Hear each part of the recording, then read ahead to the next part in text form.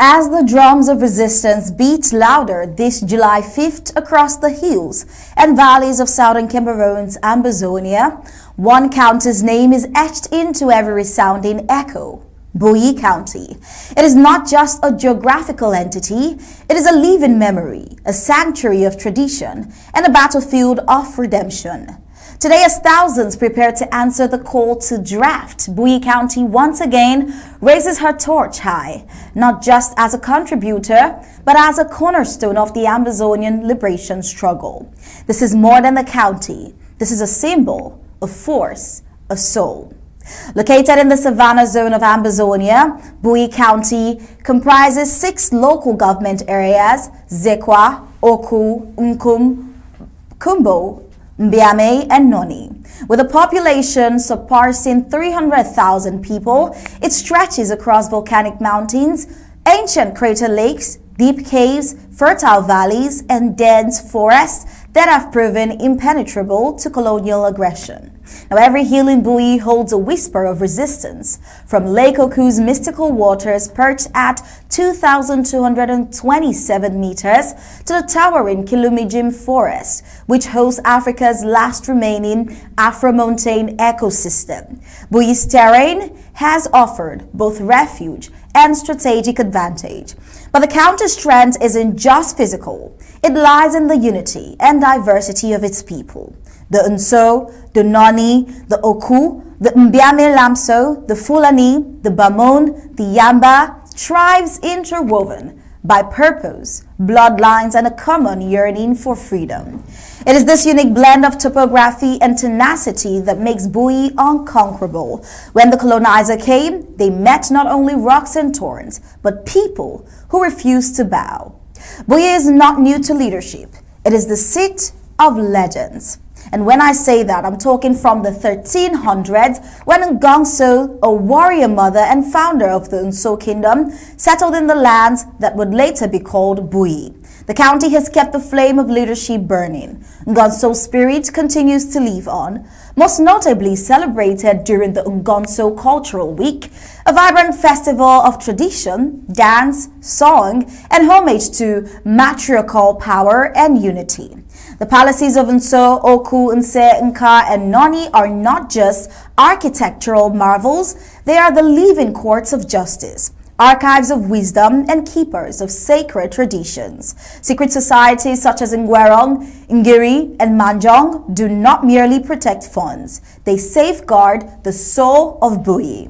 Even modern institutions such as the Musa Heritage Gallery in Kumbo and the Soul of Oku Museum, the Sum in Oku Palace, reflect a commitment to preserving not only objects of history, but also the philosophy behind them. With over 400 rare art pieces, these institutions reclaim what colonial museums in Europe now hoard: Amazonian pride, creativity, and genius. So, when Bui rises, it rises not from dust, but from deeply rooted ancestral dignity.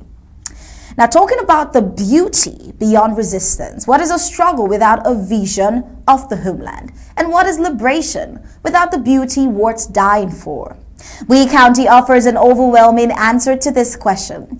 It boasts crystal clear waterfalls like Tolon, Mfwe, Kenshing, Tankon, Mbancham, and more, hidden in ancient forests and flowing through the sacred groves. It caves Mvek, Yufon, Mvek Tabfon, Kinaki, Ekak, and others, cloaked in myth and memory.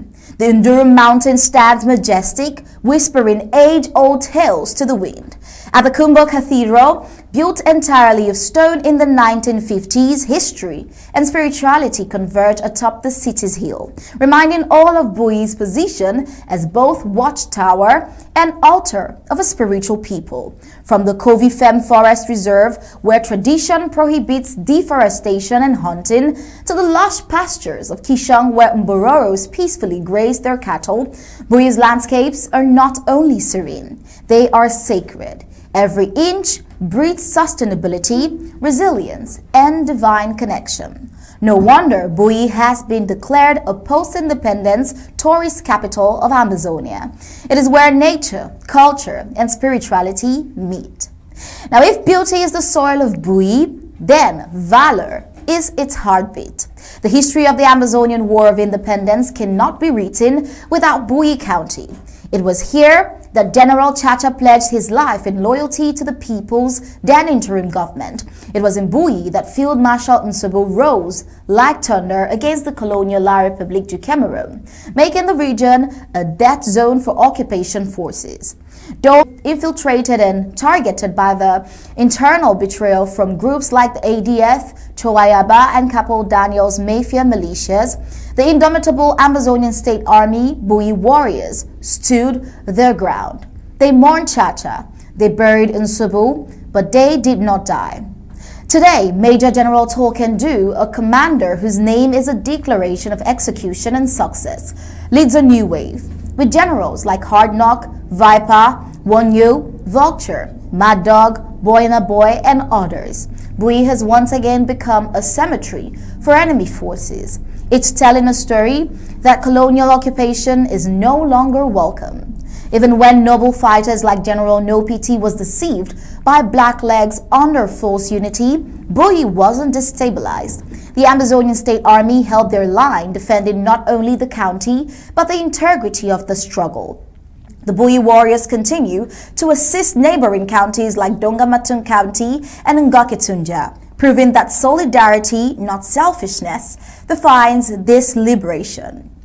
Now on this July 5th, 2025, the people of Bui gather to draft not just fighters, but history makers. This is a collective recommitment to the promise of Ngongso, the sacrifices of General Chacha, the might of Field Marshal Nsobo, and the resilience of Major General Tolkien Du. We must not only celebrate Bui's legacy, we must protect it. But Bui is not just part of the liberation, it is its soul. If Bui falls, Amazonia staggers. But as long as Bui stands, hope breathes. Let us not let the stories of heroes fade in memory.